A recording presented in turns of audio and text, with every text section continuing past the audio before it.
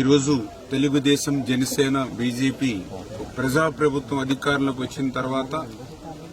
గత 5 సంవత్సరాల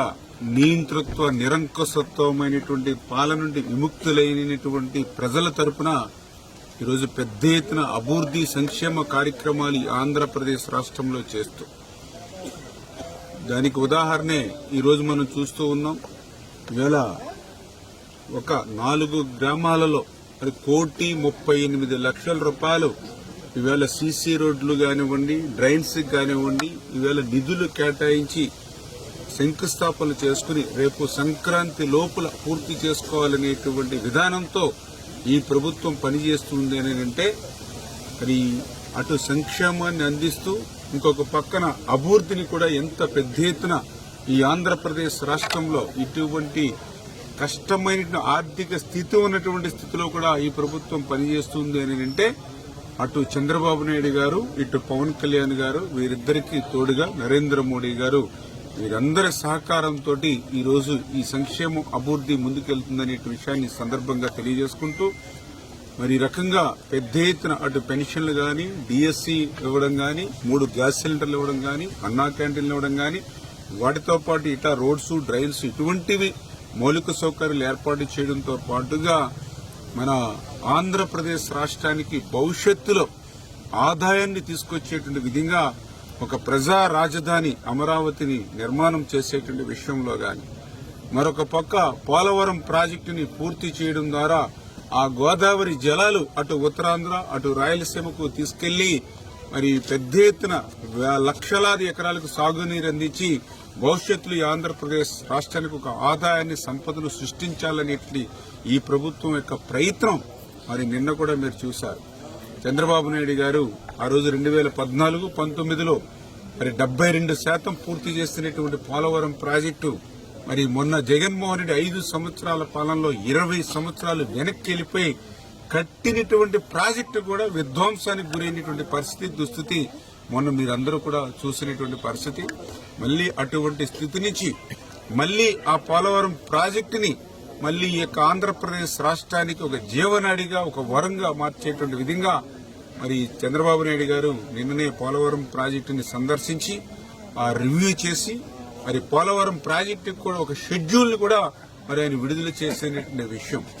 ఎందుకంటే ఏదైతే ఆ పోలవరం ప్రాజెక్టుకు సంబంధించి ఆ డయాఫ్రమ్ వాల్ మరి గతంలో మనం 18 నెలలు కష్టపడి ఆ రోజు 460 కోట్ల రూపాయలతో మనం నిర్మాణం చేస్తే గత ప్రభుత్వ నిర్వాహకంతో, విధ్వంసంతో ఆ 460 కోట్లు కూడా మరి వేళ గోదాట్లో కలిసిపోయినటువంటి పరిస్థితిలో మళ్లీ ఆ డయాఫ్రమ్ వాల్ ని మళ్లీ నూతనంగా నిర్మాణించేటువంటి ప్రక్రియ ఏదైతే మరి రేపు జనవరి నుంచి అది ప్రారంభమై మరి ఏదైతే 2026 మార్చి కల్లా పూర్తి చేస్తామనంటే 2025 డిసెంబర్ కల్లా మరి పూర్తి చేయాలని ఏదైతే నిన్న రివ్యూ మీటింగ్ లో మరి ముఖ్యమంత్రి గారు మరి ఏదైతే ఒక డైరెక్షన్ ఇవ్వడం, అదేవిధంగా ఏదైతే మెయిన్ డ్యామ్, ఏదైతే ఎర్త్కమ్ రాక్ఫీల్డ్ డ్యామ్ మెయిన్ డ్యామ్ ఏదైతే ఉందో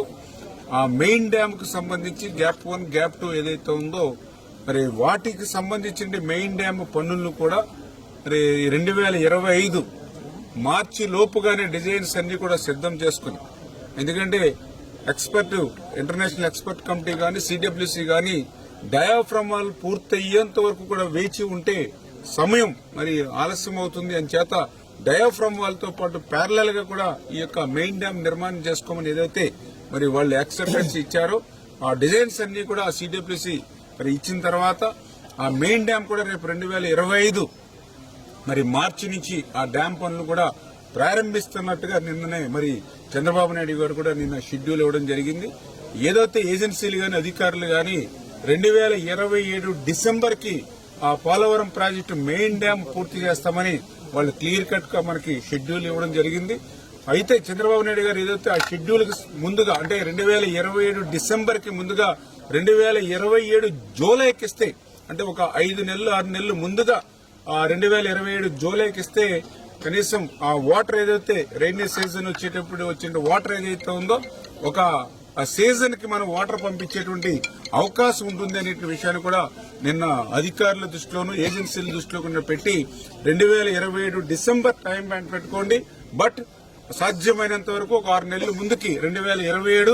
జూలై ఆగస్టుకి తీసుకొచ్చే ప్రయత్నం చేయాలని చెప్పి నిన్న చంద్రబాబు నాయుడు గారు నిన్న ఏదైతే ఆ షెడ్యూల్ విడుదల చేసినటువంటి పరిస్థితి. దీనితో పాటుగా 2027 డిసెంబర్ వరకు వేచి చూడకుండా ఈ లోపుగానే మరి అవసరమైతే, ఎందుకంటే అంత పెద్ద ప్రాజెక్టుని మనం నిర్మాణం చేసిన తర్వాత ఒక్కసారిగా నీరు నింపలేము కాబట్టి సేఫ్టీ దృష్ట్యా 1 by 1 నింపుకుంటా టెస్ట్ చేసుకుంటూ వెళ్తాం కాబట్టి 2026కే కొంతమేర మరి నీటిని నిల్వ చేసుకుని ఏదైతే కొంతమేరన రైట్ లెఫ్ట్ కెనాల్ కి మరి ఏదైనా సాగునీరు అందించేటువంటి విధంగా కూడా ప్రయత్నం చేయమని ఇట్లా అంటే ఈ ఆంధ్రప్రదేశ్ రాష్ట్రానికి మళ్లీ ఒక సంపదను సృష్టించాలనేటువంటి ఒక ఆలోచనతో. ఎందుకంటే ఆ రోజు మీ అందరికీ తెలుసు, ఉమ్మడి ఆంధ్రప్రదేశ్ రాష్ట్ర ముఖ్యమంత్రిగా ఉన్నప్పుడు హైదరాబాద్ ని మరి అభివృద్ది చేయడం ద్వారా మరి ఈ రోజు తెలంగాణకి మరి మెయిన్ గా ఆ ఇన్కమ్ సోర్స్ అంతా కూడా మరి హైదరాబాద్ నుంచి ఆంధ్రప్రదేశ్ ఉమ్మడి ఆంధ్రప్రదేశ్ రాష్ట్రంలోను, అదేవిధంగా ఈ రోజు తెలంగాణ రాష్ట్రానికి కూడా ఆదాయం వస్తున్నటువంటి పరిస్థితి. అందుకే ఈ రోజు తెలంగాణ కూడా మిగులు రాష్ట్రంగా ఉన్నటువంటి పరిస్థితి. అందుకే ఈ రోజు చంద్రబాబు నాయుడు గారు విరిపోయినటువంటి యొక్క నవ్యాంధ్రప్రదేశ్ రాష్ట్రానికి మళ్లీ అటువంటి సంపద రావాలి, అటువంటి ఆదాయం రావాలని అంటే అటు రాజధాని నిర్మాణం చేయడం ద్వారా, ఆ రాజధాని ద్వారా, అదేవిధంగా ఇటు పోలవరం మరి ఏదైతే 2027 డిసెంబర్ కి పూర్తి చేయడం ద్వారా మరి ఈ యొక్క పోలవరం ద్వారా కూడా ఈ సంపద సృష్టించి ఈ యొక్క ఆంధ్రప్రదేశ్ రాష్ట్రాన్ని మళ్లీ భవిష్యత్తులో ఒక కరువు రహిత రాష్ట్రంగా మార్చడంతో పాటుగా ఈ యొక్క సంపదనంతా కూడా మళ్లీ ఈ యొక్క సంక్షేమ అభివృద్ది కార్యక్రమాలకు వినియోగించేటువంటి విధంగా ఈ యొక్క చంద్రబాబు నాయుడు గారు, పవన్ కళ్యాణ్ గారు, నరేంద్ర మోడీ గారి యొక్క ఆశీస్సులతో ముందుకెళ్తున్న విషయాన్ని కూడా మరొక్కసారి మీ ద్వారా అందరికీ కూడా తెలియజేసుకుంటూ ఇట్లా అనుక్షణం కూడా ప్రజల కోసం, రాష్ట్రం కోసం పనిచేసేటువంటి ఈ యొక్క ఎన్డీఏ కూటమి ప్రభుత్వాన్ని ప్రజలెప్పుడు కూడా ఆశీర్వదించాలని చెప్పి మీ ద్వారా అందరినీ కూడా కోరుకుంటున్నారు.